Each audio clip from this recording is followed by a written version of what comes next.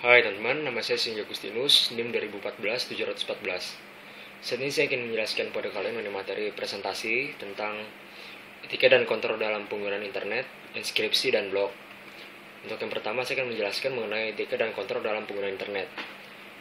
Fakta mengenai internet, sampai dengan pada tahun 2012, setidaknya lebih dari 2 miliar orang menggunakan teknologi internet.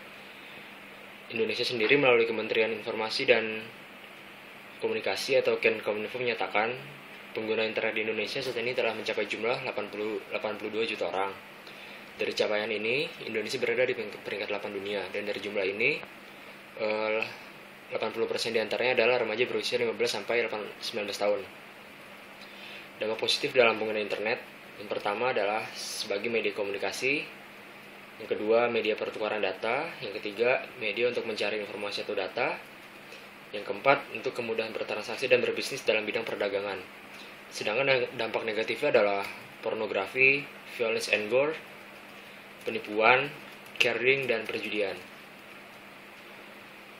Bentuk kontrol dan monitoring penggunaan internet. Yang pertama, pemblokiran dan penyaringan atau blocking and filtering. Praktik pemblokiran didasarkan pada alasan yang terkait dengan pencegahan pornografi serta moral publik. Praktik pemblokiran dan penyaringan ini melalui beberapa cara, mencakup pencegahan pengguna mengakses laman tertentu, pemblokiran internet atau protokol IP, ekstensi nama domain, dan penutupan suatu laman dari laman server yang ditempatinya. Yang kedua adalah penerapan sanksi pidana terhadap pengguna internet. Salah satu bentuk kontrol terhadap pengguna internet yang sering menimbulkan konflik dengan prinsip penikmatan hak atas kebebasan berekspresi adalah penerapan sanksi pidana atas konten yang disampaikan, didistribusikan ataupun diakses atau diterima. Yang ketiga adalah perlindungan hak atas privasi, termasuk data pribadi. Salah satu aspek penting dari perkembangan internet adalah makin terbukanya informasi individual dalam bentuk digital. Perubahan sistem informasi juga berpengaruh terhadap model pengumpulan data untuk kepentingan layanan publik, baik terkait data medis, data kependudukan, maupun data-data pribadi lain yang terkait dengan pihak ketiga, seperti layanan perbankan dan telekomunikasi. Yang keempat adalah jalur sirkulasi yang diskriminatif. Sejalan dengan perkembangan penggunaan internet dan akses internet, perkembangan teknologi jaringan memungkinkan operator melakukan pemilahan atas konten yang ditransmisikan. Selain itu, perkembangan pengguna internet juga berpengaruh terhadap kepadatan lalu lintas informasi yang mempengaruhi kinerja jaringan. Perlukah penyedia layanan internet mengontrol pengguna internet?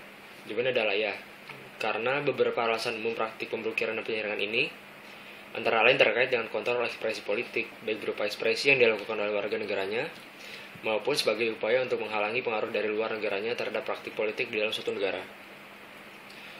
Yang kedua, penyaringan situs-situs yang dianggap mengandung konten negatif dan tidak sesuai dengan norma kesusilaan dan budaya Indonesia, khususnya pornografi dan perjudian. Yang ketiga, makin terbukanya informasi individual dalam bentuk digital sehingga orang lain mudah mendapatkan data pribadi kita seperti data kependudukan, data medis, maupun data pribadi lainnya yang terkait dengan pihak ketiga seperti layanan perbankan dan telekomunikasi. Situasi ini menimbulkan ancaman tersendiri terhadap perlindungan atas hak dan privasi, termasuk di dalamnya hak atas perlindungan data pribadi seperti yang telah diungkapkan sebelumnya. Absennya peraturan perundangan ini juga memungkinkan terus berlangsungnya praktik jual beli data pribadi untuk kepentingan bisnis, seperti dalam berbagai kasus terkait promosi untuk produk finansial.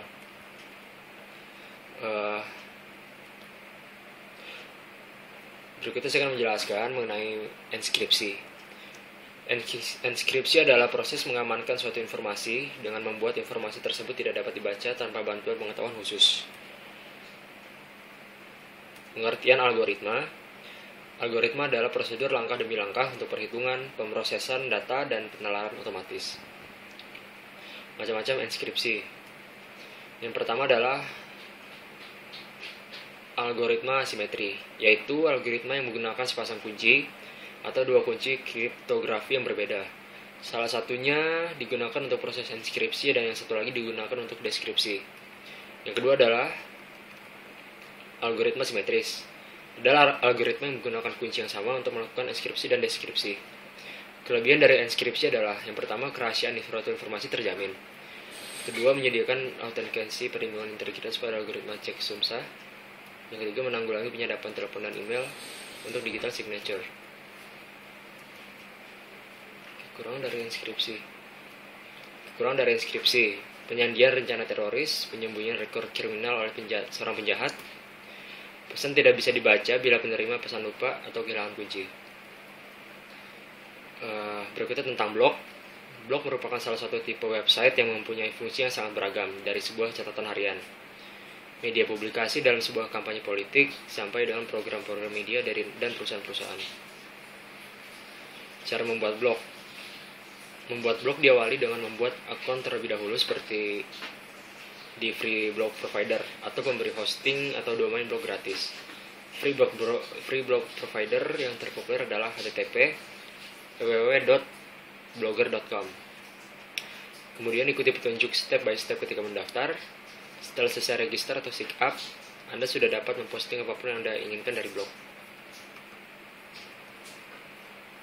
Jenis-jenis blog.